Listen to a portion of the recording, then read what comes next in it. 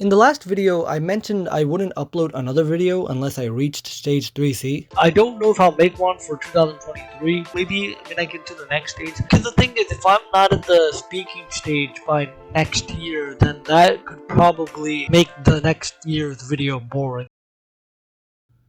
And here I am. Okay, so it's not completely true. I might have stretched the definition of stage 3C qualification a little bit, but insert nerd emoji here.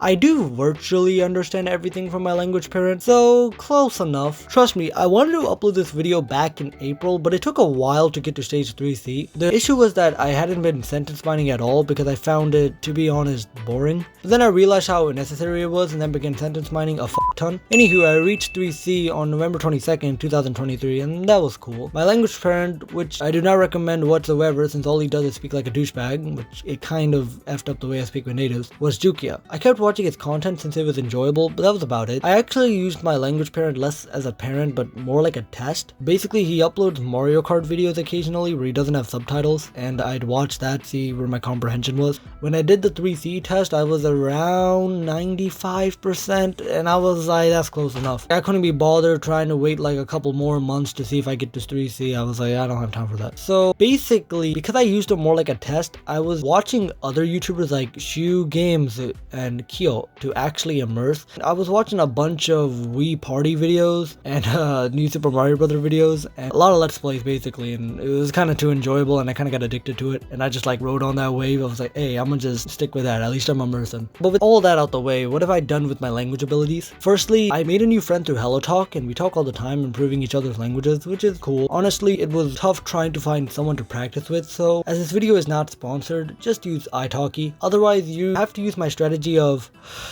text 10 people every day until you eventually get their line account and can take the language partner relationship to the next level.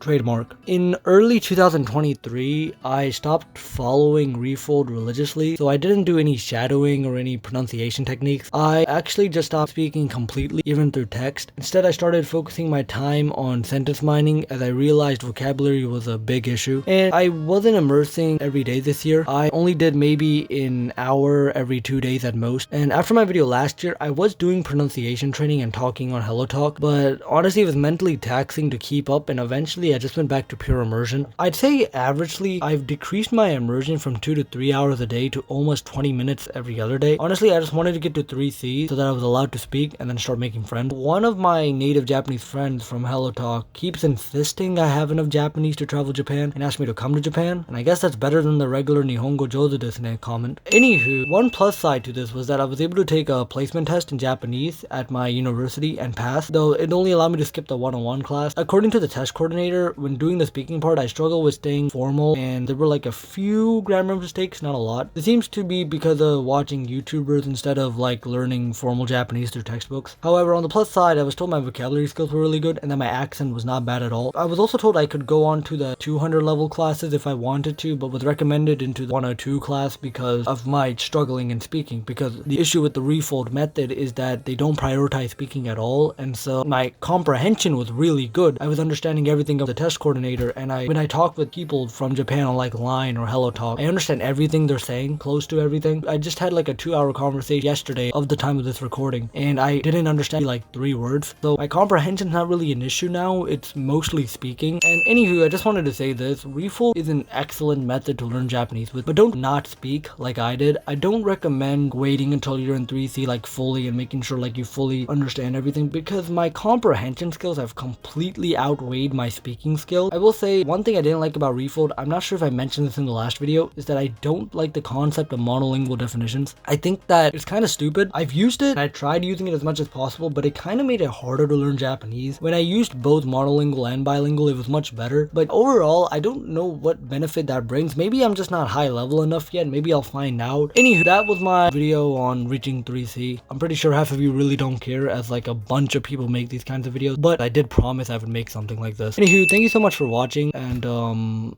yeah, peace.